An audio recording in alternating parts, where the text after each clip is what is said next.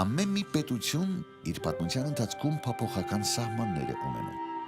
Սկզբնական շրջանում ինչ խոսք, դրանք շատ ավելի համեստ են լինում, ինչպես դա տեսանք Սարդուրի առաջինի օրոք։ Սակայն Իշպույինի և Մենուայի օրոք դրանք ընդլայնվեցին, իսկ Արգիշտի առաջինի և Սարդուրի երկրորդի ժամանակ տերությունն ունեցավ ամենամեծ տարածքային ընդգրկումը։ Դրանից հետո թագավորությունը վերադարձավ իր հիմնական սահմաններին, որոնք պահպանեց ավելի քան 100 տարի և ժառանգություն թողեց հետագա հայկական թագավորություններին։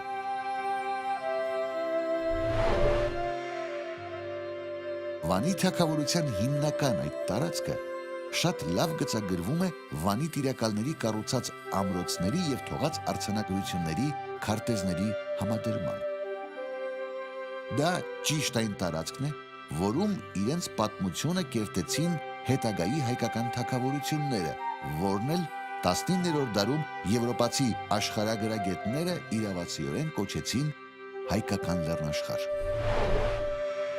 Թագավորության ամենահյուսիսային արձանագրությունները գտնվել են Գեղեցիկ այս լճի ավազանում, որը հայկական աղբյուրներում հայտնի էր հյուսիսային ծովակ անվամբ, իսկ այսօր կոչվում է Չլդր։ Թեպետ արքաների սեպագիր արձանագրություններում հիշվում են ավելի հյուսիսում գտնվող տարածքներ։ Հայկական Ջավախքը, որն այսօր Վրաստանի կազմում է, և Կուլխան, անտիկ աղբյուրների Կոլխիդան, Սև ծովի հարավ-արևելքում։ Հյուսիս-արևմուտքում պետության գլխավոր ամրոցենակետը Երզնկայի մոտ գտնվող Ալթին թեփե հնավայրի ամրոցն էր, որի ուրարտական ժամանակաշրջանի անունը չի պահպանվել։ 2003 yılından beri burada 2003 թվականից սկսած այստեղ Ալթին թեփեյում պեղումներ են իրականացնում։ Սա պեղումների երկրորդ փուլն է։ Մինչ այդ 1959-68 թվերի ընթացքում դոկտոր պրոֆեսոր Թախսին Օզգյուչն է այստեղ պեղումներ կատարել։ Նա երկու հատորանոց մի գրքի մեջ զետեղել է պեղումների արդյունքները։ Դեռևս ուրարտական շրջանից սկսած այստեղ մի ամրոց է եղել։ Տեղ-տեղ արված պեղումներով բացահայտեցինք նաև, որ շատ ավելի վաղ շրջանում բրոնզի դարում բնակատեղի է եղել։ Իսկ այստեղ աշխատանքները առաջին անգամ ենք իրականացնում։ Տաճարի հարավային պատի անմիջական մերձավորությամբ մի մեծ պահեստի սրահ ենք հայտնաբերել։ Պեղումներն այժմ այդտեղ են շարունակվում։ Այս տարի որպես պեղավայր մենք մեր աշխատանքները շարունակում ենք ջրահեռացման համակարգի և պարասպապատերի վրա։ Karşılaştık. Kazılarımızı şu anda orada sürdürüyoruz. Ve bu sene kazı olarak biz kanalizasyon sisteminde. Հիացմունք առաջացնող ամրոցների շարքում արևմուտքում առանձնանում է Բերթակը, որն այսօր հայտնվել է ջրամբարի մեջ։ Բերթակ հայերեն նշանակում է փոքրիկ բերդ։ Թուրքերն անունն աղավաղելով այն կոչում են Փերթեք։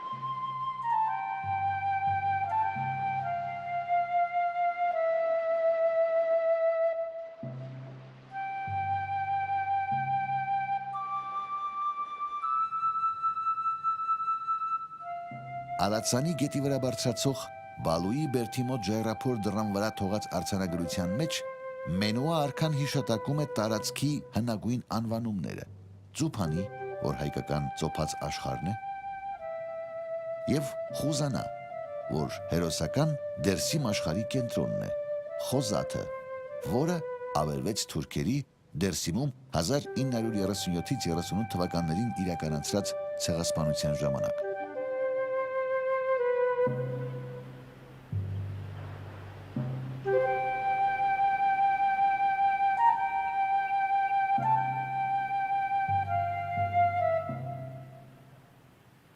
Հյուսիս-արևելքում թագավորության գլխավոր երկրամաս է հիշատակվում Արցախը, սեպագրական Ուրտեխի ձևով։ Այսօրվա աշխարհին այն ավելի շատ հայտնի է Լեռնային Ղարաբաղ անունով։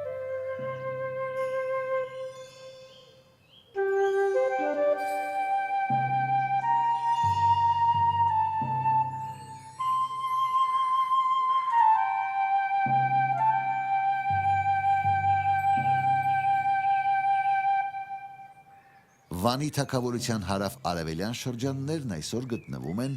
Իրանի սահմաններում։ در ایران ما Մակուից մինչև Ուրմիա լճի հարավային շրջանները ընկած տարածքներում ունենք նշանավոր urարտական կենտրոններ, որոնցից ամենահայտնին Բաստամն է, որի ավերակները մոտավորապես 50 տարի առաջ հայտնաբերվեց Վոլֆրամ Քրայսի կողմից, ով շատ ու շատ հնավայրեր է այս տարածքում հայտնաբերել, այդ թվում նաև Խալդի Աստծո տաճարի մնացորդները։ Մենք urարտական տարբեր արձանագրություններ ունենք Իրանում, որոնք նոր են հայտնաբերվել եւ շատ կարեւոր են։ Գուցե ձեզ համար հետաքրքիր լինի, որ այս ուսումնասիրություններն իսլամական հեղափոխությունից հետո իմի բերվեցին։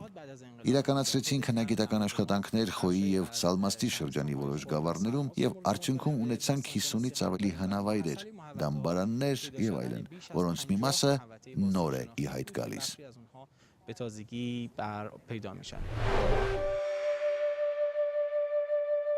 Սրանք են Վանի թագավորության հիմնական սահմանները, որոնք համապատասխանում են հայկական լեռնաշխարհի հետ։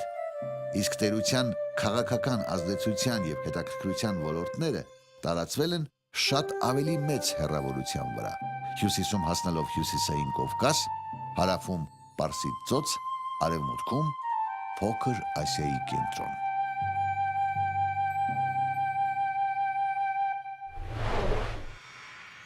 Ստեղծվելով որպես Հայաստանի հարավային իշխանությունների համադաշնություն, Վանի թագավորությունը կարևորագույն դեր խաղաց հայկական պետականության պատմության մեջ։ Աստիճանաբար վերածվեցին կախյալ թագավորություններն ու իշխանությունները,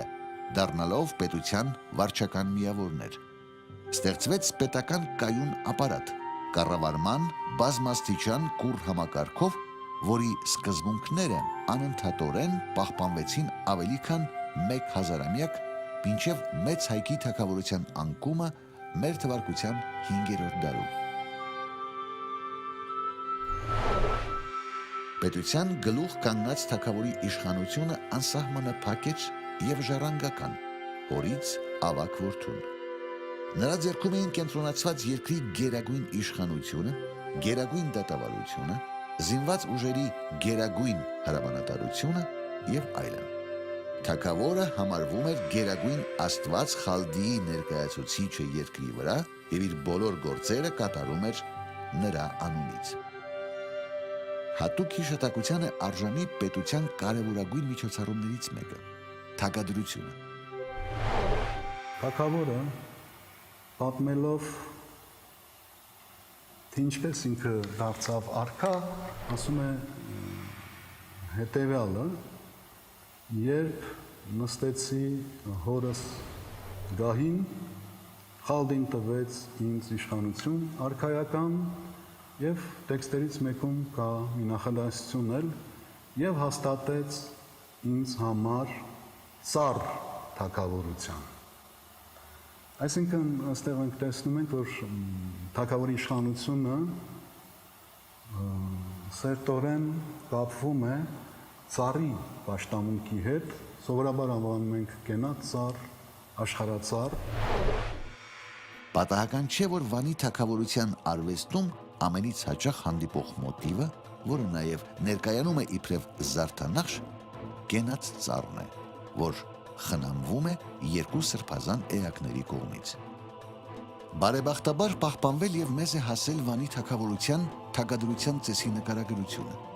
Ընդ որում այն մանրամասն ներկայացված է Օտար աղբյուրում, Ասորեստանի արքա Սարգոն II-ի արձանագրության մեջ։ Նրան, ով պետք է ժառանգի գահը, ոսկով, արծաթով եւ թանկարժեք ամեն բանով, արքունի գանձերով տանում են Մուսասիր, Խալդիի առաջ, եւ նա ընծայում է իր նվերները։ Նրա առաջ զոհաբերում են անհաշիվ գիրացված ցլեր ու խոյեր։ Նրա ամբողջ քաղաքի համար խնջույք են կազմակերպում։ Խալդիի, նրա աստծո դիմաց, նրան պսակում են տիրակալության թագով։ Նրան են հանձնում Ուրարտուի թագավորության գայիսոնը, իսկ նրա ժողովուրդը բացականչում է անունը նոր արքայի։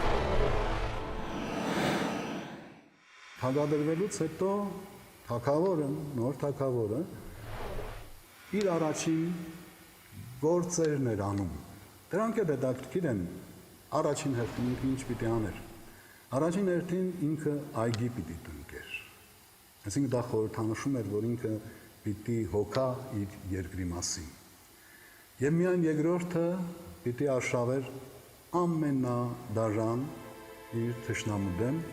եւ երրորդ գործը որ պիտի աներ, դա տաճարի շինարարությունն էր։ Վանի թագավորությունում արքային կից գործում էր ավակների խորհուրդը, որի մեջ մտնողները համարվում էին արքայի խորհրդականներ։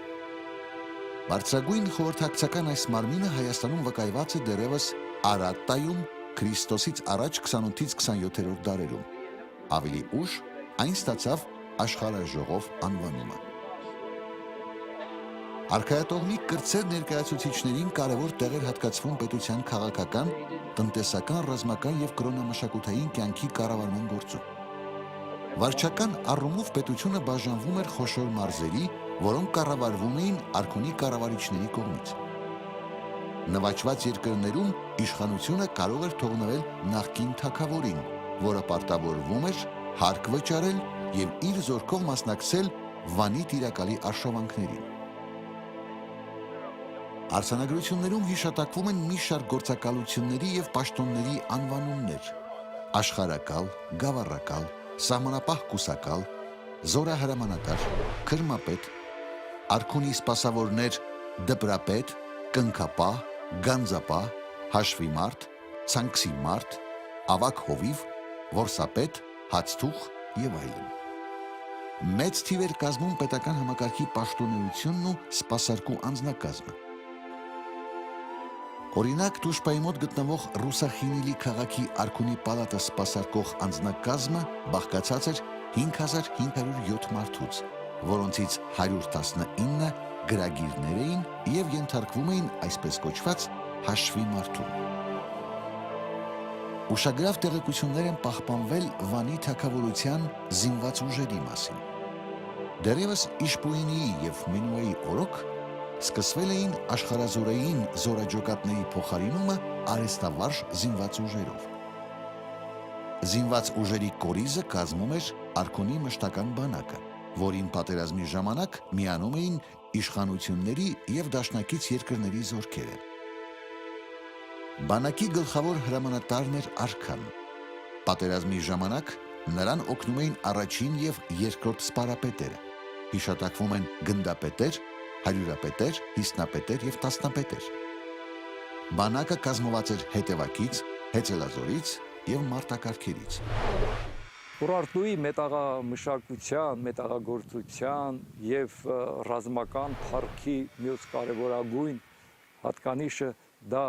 կապված էր մարտակարգերի եւ հեծելազորի հետ։ Եվ դրվագները, որ մենք հանդիպում ենք բրոնզե գոտիների վրա, հանդիպում ենք ուրեմն վահանների, կապարճների եւ մետաղի այլ իրերի վրա, ցույց է տալիս, թե ինչ կարևոր է եղել այրուձին եւ ինչ կարևոր է եղել մարտակարգը Ուրարտուի բանակում։ Բանակը բաժանված էր 3000-անոց գնդերի, որոնք իրենց հերթին կազմված էին հիսնական զինվորներից բաղկացած վաշտերից։ Պատերազմները համարվում էին աստվածների կամքի արտահայտությունը, ուստի պատահական չէ, որ կար ռազմարշավի սրբագործված ծիսակարգ։ Արշավանքը սկսվում էր Խալդիի տաճարում կատարվող աղոթքով ու մեծ տոնական արարողությամբ, որի ժամանակ թագավորը հայտարարում էր, թե ինչ նպատակ ունի եւ որ ուղղությամբ է արշավելու։ Դրանից հետո միայն բանակը դուրս էր գալիս արշավին։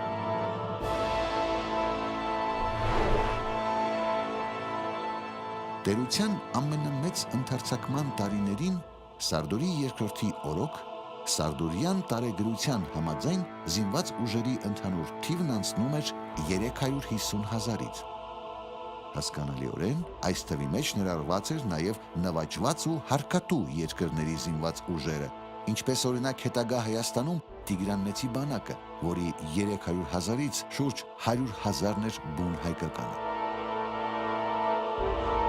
Մարտիկները զինվում էին բրոնզե եւ երկաթե սրերով, դաշույններով, նիզակներով, տեգերով, կացիններով, գուրզերով, պարսատիկներով, լայնալիչ աղեղներով եւ 36 նետ տարողությամբ կապարճներով։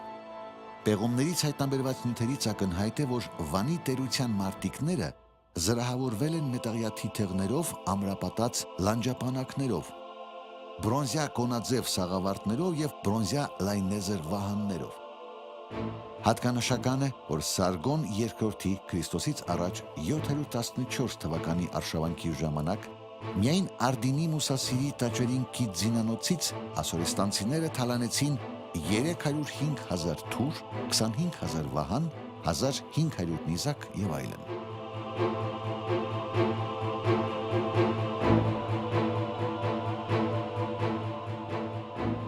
Թագավորները հաճախ կազմակերպում էին զինախաղեր եւ մրցույթներ։ Մենուայի արդեն հիշատակված ձիավազքի ռեկորդից բացի, ուշագրավ մի արձանագրություն էլ մեզ հասել է Արգիշտի II-ից։ Արգիշտին, Ռուսայի որդին, նետն արձակեց հենց այստեղից, Գիլուրանի անտառի առջևից մինչև Իշպիլինի Բատուորթու այգին, 950 կանգուն։ Ներկայիս չափերով Արգիշտի արքան նետն արձակել է 492 մետր։ Ասորեստանյան աղբյուրների վկայությամբ Ուրարտուի զորաբանակում օգտագործում էին երաժշտական փողային գործիքներ եւ թմբուկներ, իրենց մարտիկներին ոգևորելու եւ հակառակորդին ահաբեկելու նպատակով։ Նույն աղբյուրների համաձայն Ուրարտուի բերդապահները խարույկով ազդանշաններով հեռավոր տարածություններից միմյանց հաղորդում էին թշնամու զորքերի տեղաշարժերի մասին։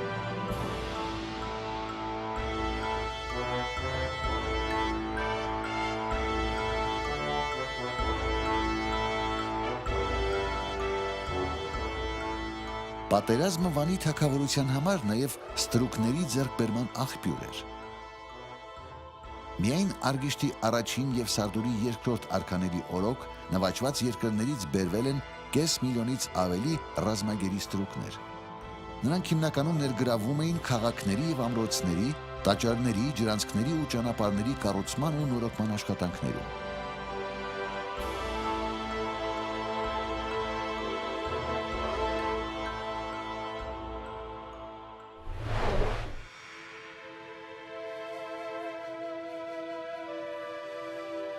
Հնում, երբ հավատքը նաև կենսակերպ էր, պետության կառավարման մեջ առավել քան կարևոր էր կրոնի դերը։ Վանի թագավորության դիցարանը կանոնակարգվեց դեռևս Իշպույինի արքայի օրոք եւ արձանագրվեց Մահերի դուռ կոչվող ժայռի վրա։ Ժայռագիր սեպագիր արձանագրությունից տեղեկանում ենք, որ դիցարանը գլխավորում էր գերագույն եռյակը Խալդին, աստվածների հայր, երկնքի եւ երկրի արարիչ, Թեշեբան, ռազմի, քաջության, ամպրոպի աստված եւ Շիվինին, արերի աստված, որի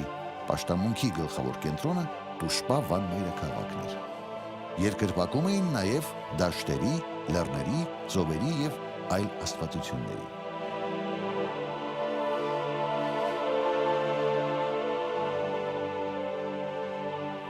Վանի թագավորության դիցարանն ուներ դասական հնդեվրոպական բնույթ։ Այն ուներ եռամաս կառուցվածք, գերագույն, գլխավոր եւ կրտսեր աստվածների բաժանումով։ Դիցարանը կազմված էր 70 աստվածներից, 35 արական եւ 35 իգական, ինչպես նաեւ շուրջ 30 սրբություններից։ Աստվածների եւ դիցոյիների թվի համապատասխանությունը ցույց է տալիս, որ ժամանակի հայ իրականության մեջ գերակա է եղել մենամուսնական ընտանիքի գաղափարը։ Բոլոր աստվածներին զոհաբերում էին արու կենդանիներ, ցուլ եւ խոյ, իսկ դիցուհիներին էգ, կով եւ ոչխար։ Չկար ոչ մի բացառություն։ Այսինքն, ամեն մի աստծո պետք է զոհաբերություն կատարել աստիր տեսակի։ Այստեղից հասկանալի է դառնում, թե ինչու են հայերն այսօր մատաղի ծեսի ժամանակ զոհաբերում միայն արու կենդանի։ Պահպանվում է հնագույն ավանդույթը։ Քրիստոնյա Հայաստանում Սուրբ Երրորդությունը Հայր Աստծո գլխավորությամբ ընկալվում է իբրև արական, ուստի եւ մատաղացու կենդանին պետք է լինի միայն արու։ Հատկանշական է, որ դիցարանը ղեկավարող Խալդի աստվածը, ինչպես այլ միակենտրոն դիցարանների շատ գերագույն աստվածներ, եւ արարիչներ, եւ պահպանողը, եւ միաժամանակ պատժողն ու ավերողը։ Այդպիսին էր նաև հայոց վերջին դիցարանի գերագույն աստված Արամազդը քրիստոնեության ընդունման նախօրյակին։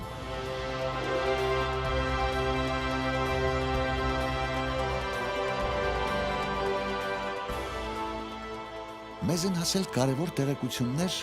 Արարատ Ուրարտուի կրոնական ծիսակատարությունների մասին։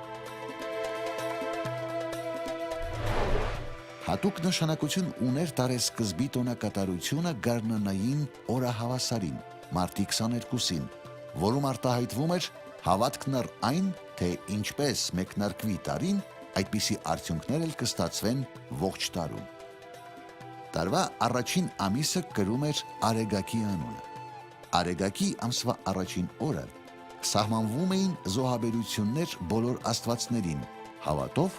որ նրանք բարեհաճ կլինեն ամբողջ տարվա ընթացքում։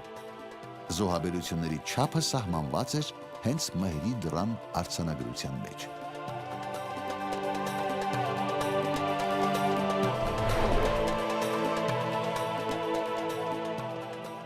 Բոլոր ժամանակներում մարդկանց պատկերացումները կյանքի ու մահվան մասին արտահայտվել են նրանց թաղման ծեսերում։ Վանի թագավորության մեջ ընդունված է եղել թաղման 3 ծիսակարգ։ Ամենատարածվածը պարզ դիաթաղումն էր։ Երբեմն հանդիպում են դիակիզման դեպքեր։ Ավելի հազվադեպ վկայված է նաև դիամասնատման ծեսը, որն իր հետագա դրսևորումը պետք է գտնի զրադաշտականության մեջ։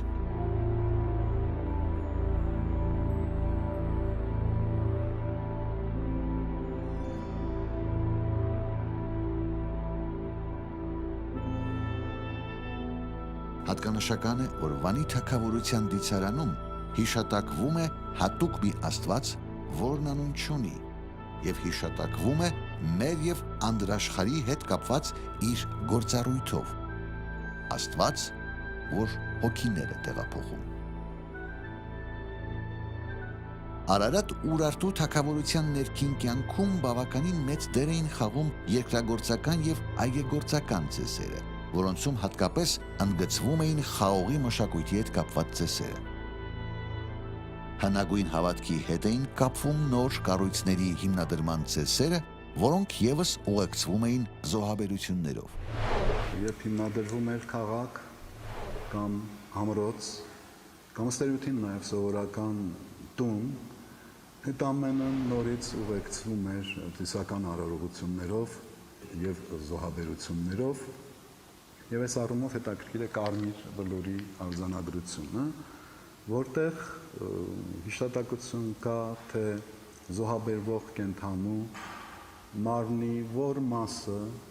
կամ որ մասերը ում պիտի զոհաբերվեն, հատուկ բաժին կար քրմերի համար, հատուկ բաժին կար սովորական մարդկանց համար եւ սիրտը պիտի հատկացվեր արքային։